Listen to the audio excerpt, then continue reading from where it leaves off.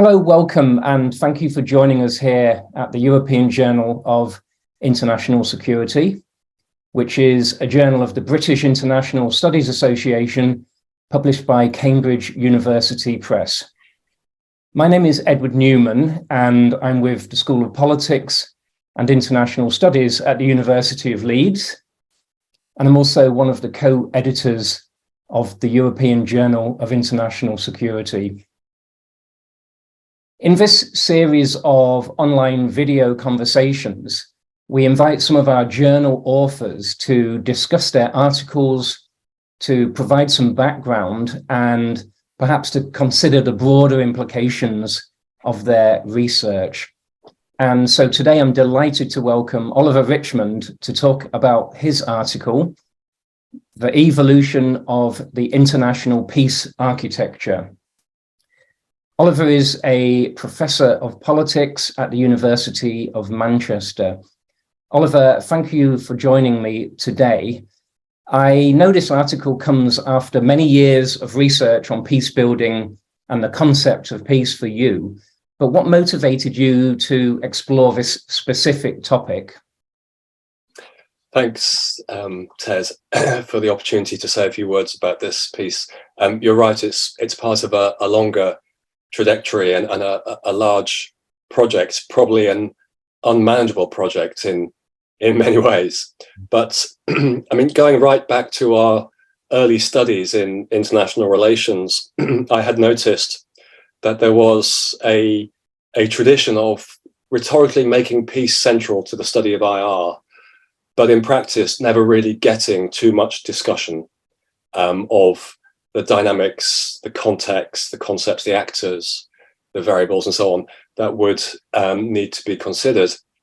And in some of the sort of great early thinkers in the discipline, there was engagement with the concept of peace, but often it was pushed to one side, it was no longer cited, or other elements of their work had become central. So here I'm thinking about people like David Matrani, who is well known for functionalism, but put peace at the center of thinking about international studies. John Burton, also, who came up with his cobweb theory and wrote about the nature of international order during the Cold War in a very prescient way, but is perhaps more well known for his work on controlled communication and micro strategies of conflict resolution.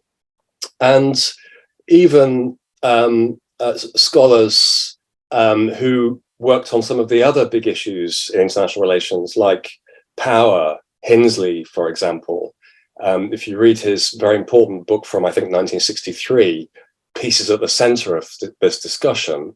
But what we know it for really is a discussion of power and the intricacies of kind of post-colonial British foreign policy in a changing world order.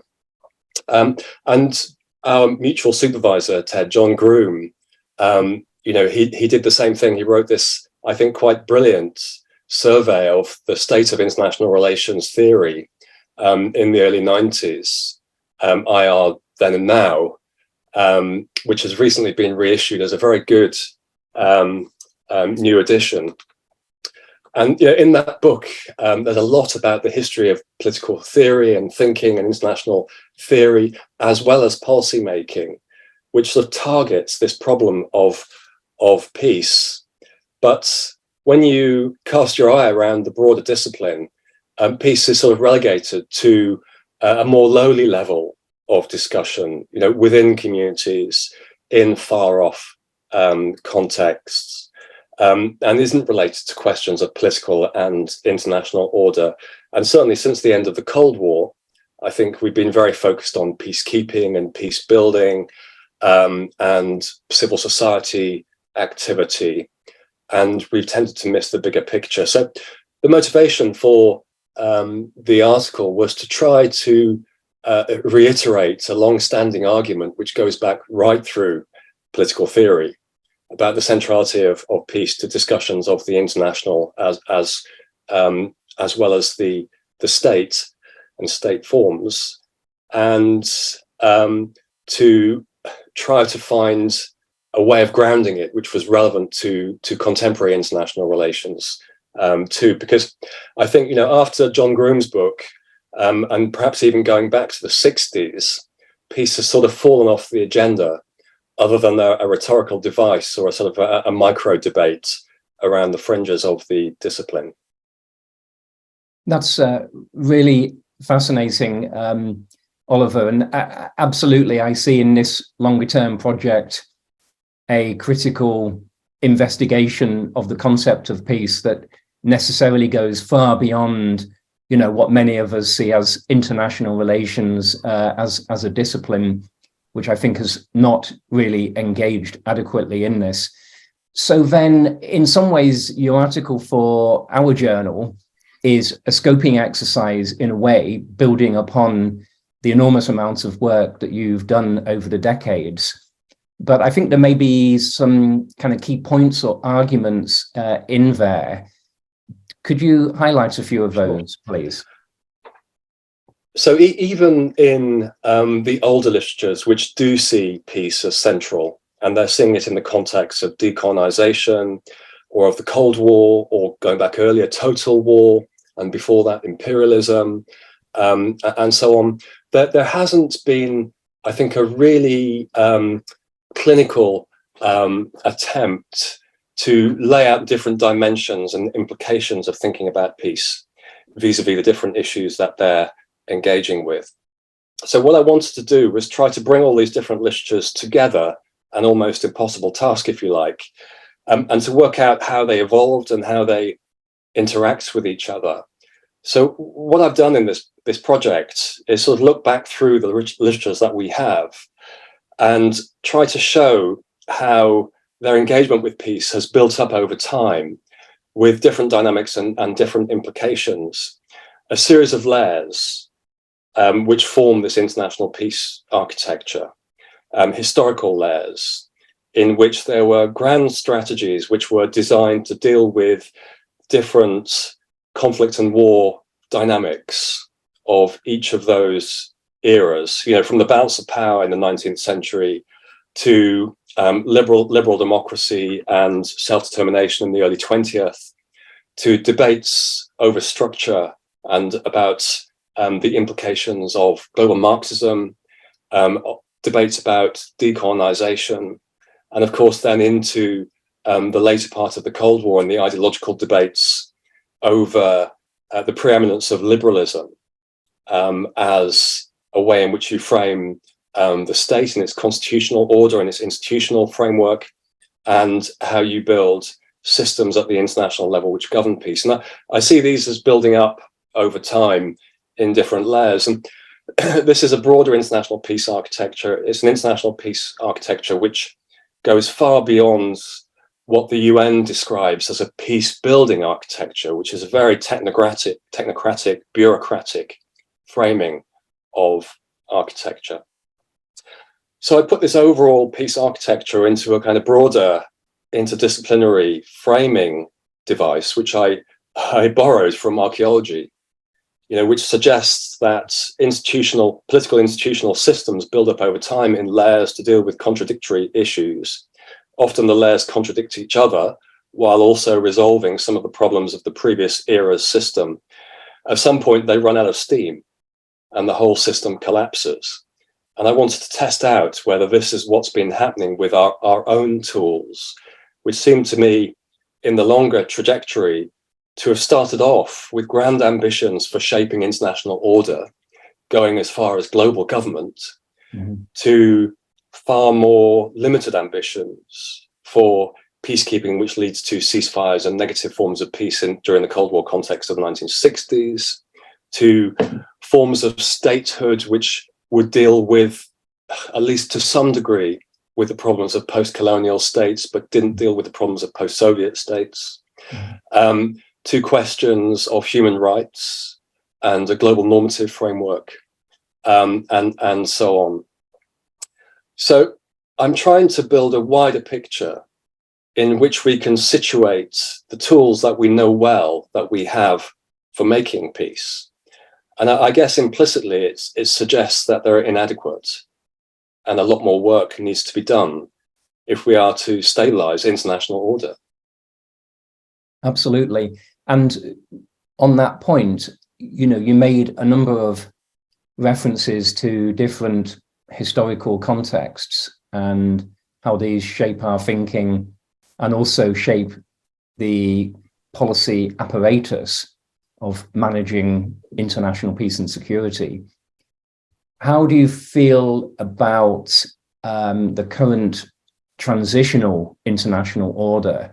I mean, how is that likely to shape our thinking, your thinking about the international peace architecture, and also themes such as peace building?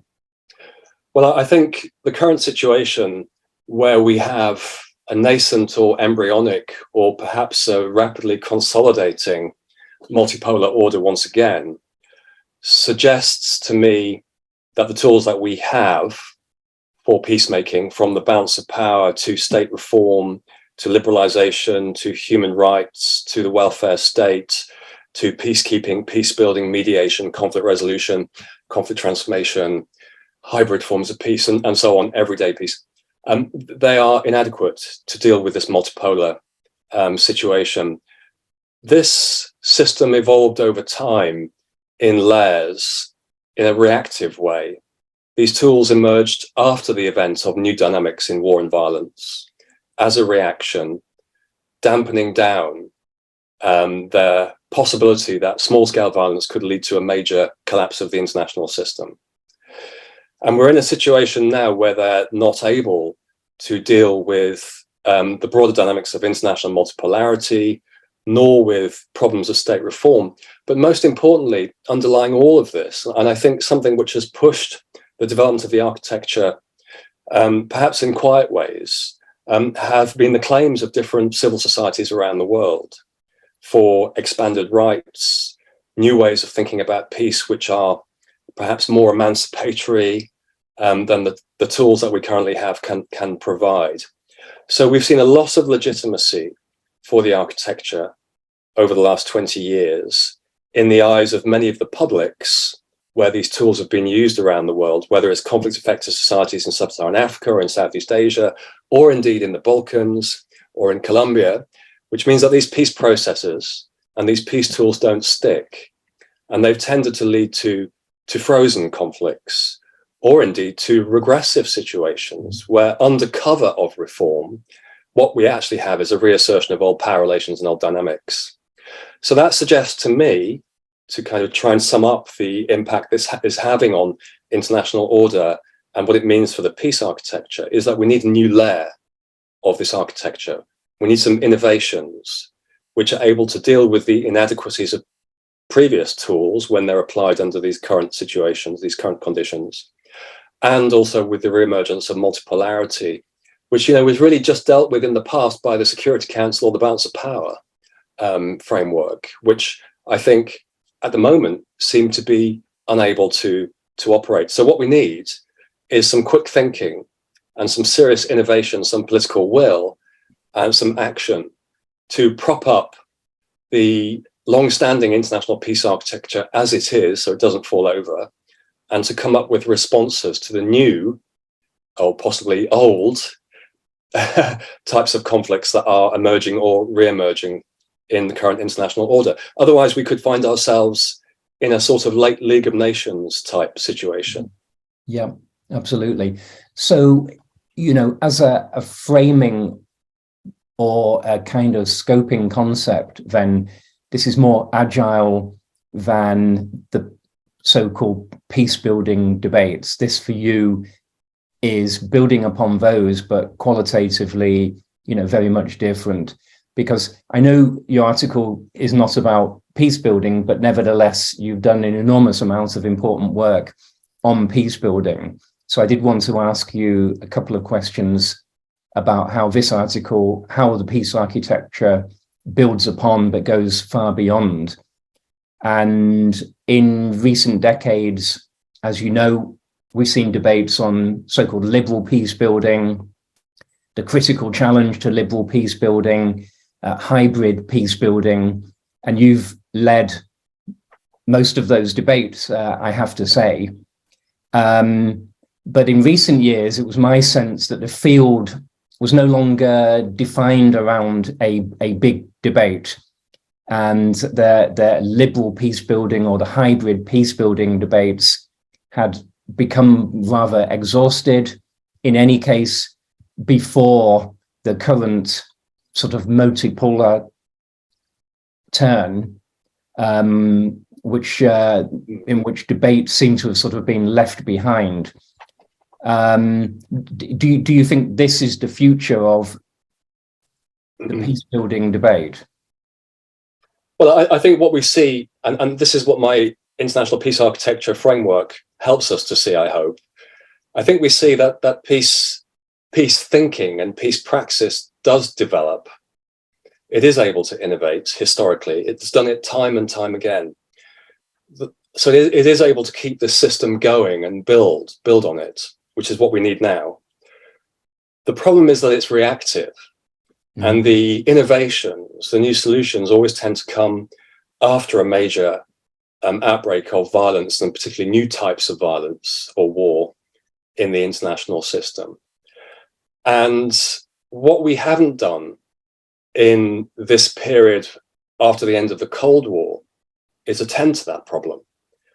Instead of learning from those great thinkers of the past who gave us an insight into how we address these big problems at the international level, I think we did get sucked into a lot of data gathering in problematic ways, which became rather depoliticized and bureaucratic. We amassed a huge amount of data, which was done in the interests of making peacemaking and the tools of peace more legitimate and more representative.